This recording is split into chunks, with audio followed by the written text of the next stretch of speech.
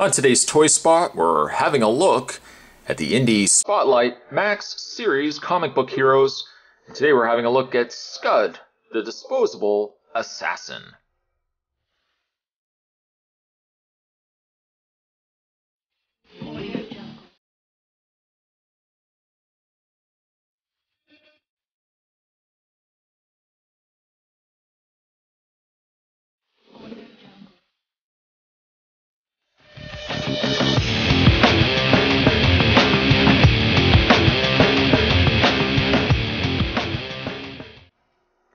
This comes to us from the good folks at Shocker Toys.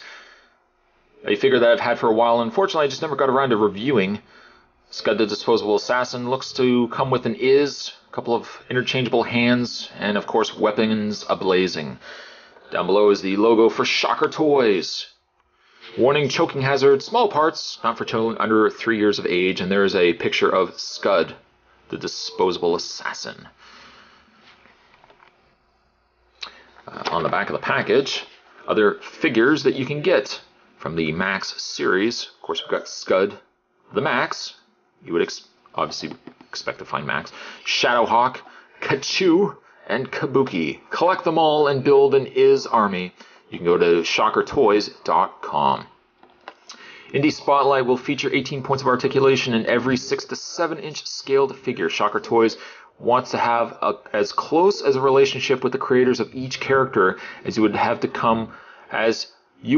to have over the years of reading their books. So our figures will reflect that. We also realize that Indie Spotlight will create its own universe as it grows, so look for scale to play a big part in expressing the diversity from character to character, with giant robots staring down superpowered vixens and over-muscled supermen going toe-to-toe with sickly inhuman creatures. We'll have it all. The bittersweet pill in all of this is I don't think they really went anywhere further than the Max series. It was the Max series, and then there was another series that I think had Dick Tracy and everything else in that, which I believe also had Tick, which was one of my favorite figures from that wave. But I don't think they branched any further than just that point. So I don't know what happened to any more of the comic book heroes. Maybe they just fell off the edge of the earth. As for the comic book hero stats, the name of the character is Scud. His occupation is assassin. Scud comes from a world in which you can buy weapons out of vending machines, the most popular of which are intelligent robots that destroy a specific target and then self-destruct. Scud, an average Heartbreaker Series 1373 model, on its first mission is sent to destroy Jeff, a rampaging female mutant with mousetraps for hands, an electrical plug for a head, and a squid for a belt. During his first mission, Scud glances in a mirror and sees the warning label on his back explaining how he will explode upon completion of his mission. Realizing that he doesn't want to explode, Scud wounds Jeff, then takes her to a hospital, placing her on life support, ensuring their mutant survival. Scud begins a career as a freelance assassin, working to pay off Jeff's medical bills. One thing that has always drawn me to the character of Scud is the background of that character. That is such an ingenious character design. The very notion that you would have a disposable robot that would self-destruct at the time that it destroys its target, and that he realizes it and paralyzes his target and simply works as a freelance assassin to pay for the medical bills is brilliant. And that's why I love Scud the Disposable Assassin. One thing I also like about the packaging is that there's red by the way, there is tape, just a little bit of tape on either side here, which we will just cut like so, like so, like so.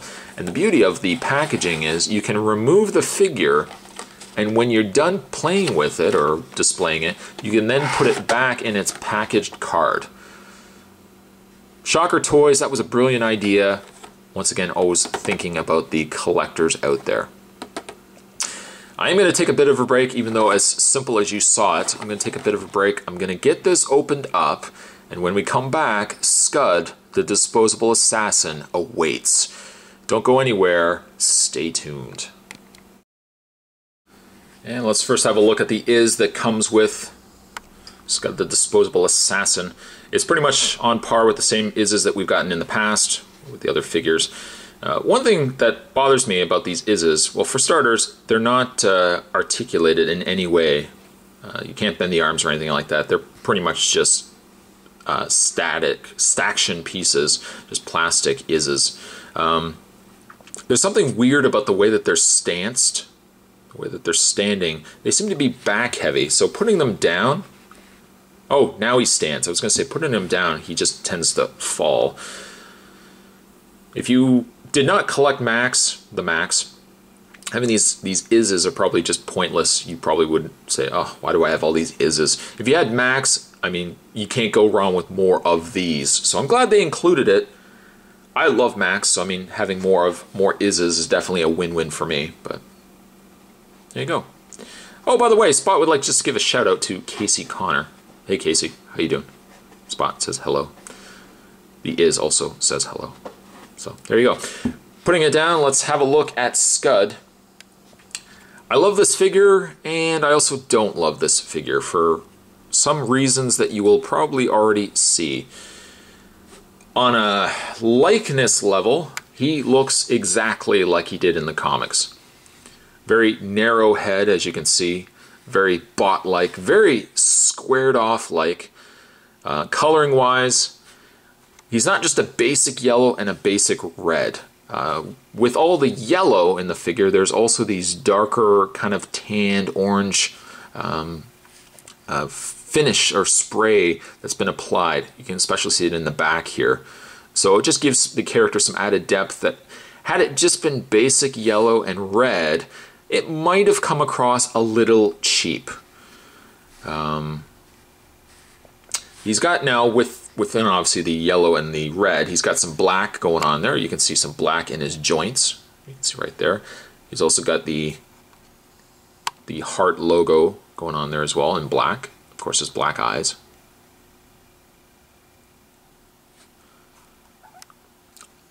I think the most coolest point on the figure is his attention label.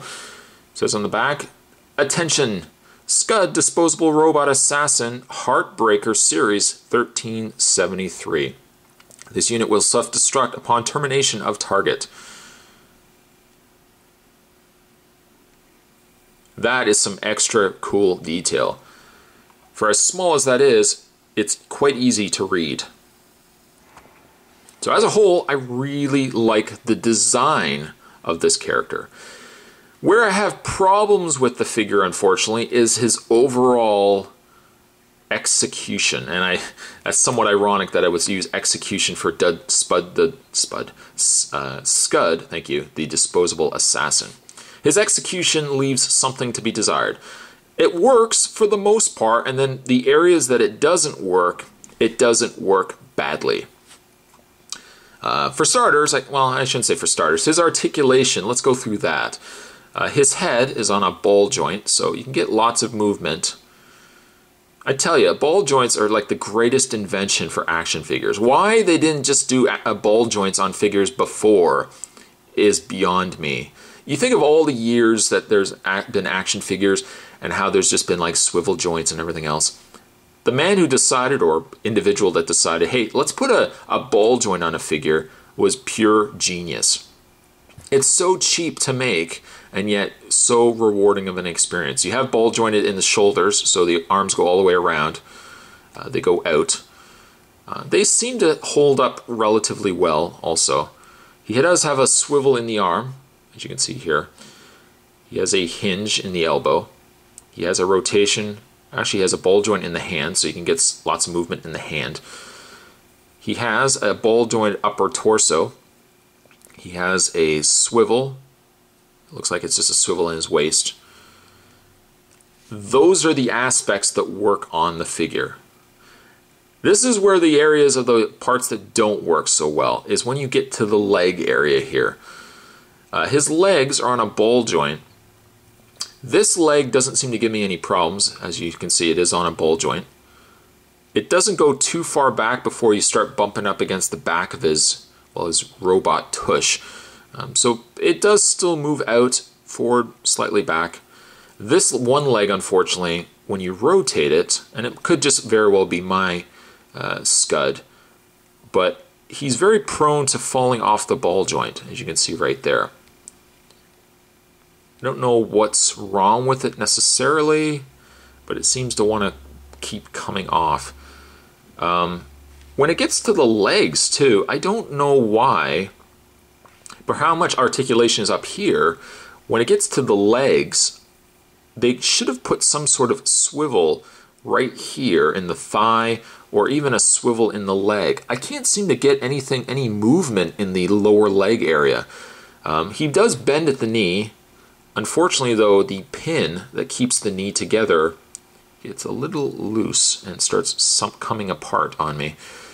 His foot is also on that same sort of hinge, but there's no rotation in the leg. Now where that problem comes into play is that his legs, angled as they are, aside from moving the leg out via this ball joint, which you can again see where that problem starts coming into play, you can't really move these legs. You can bend them in any which way you want, but the fact that you can't rotate the leg this way, I can't seem to get him in a good stance. He's always kind of doing this leaning, or he's kind of always on an angle. If you were able just simply to rotate the leg, you could have him standing, like if I can get him to stand, like so. Like so. You can see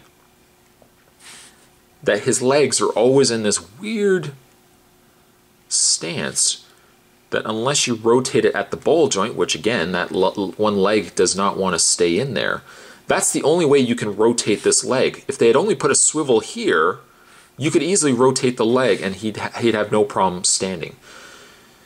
He doesn't seem to stand well anyways because he doesn't have a display base. The display base would have so helped this figure. Then you could have got some real dynamic poses, as you can see right here. But he does feel a little fragile. That to have him, there you go, that's a good stance. Actually, that's really, really good. I like that. I just worry about how fragile he is, especially in the joints here in the elbows and in the knees. That's a big concern to me. So while you can get a really good posable figure out of him, I would say just be a little careful with some areas like the ball joints and stuff like that. But I mean, despite the fact he does have these issues, I still really like this figure.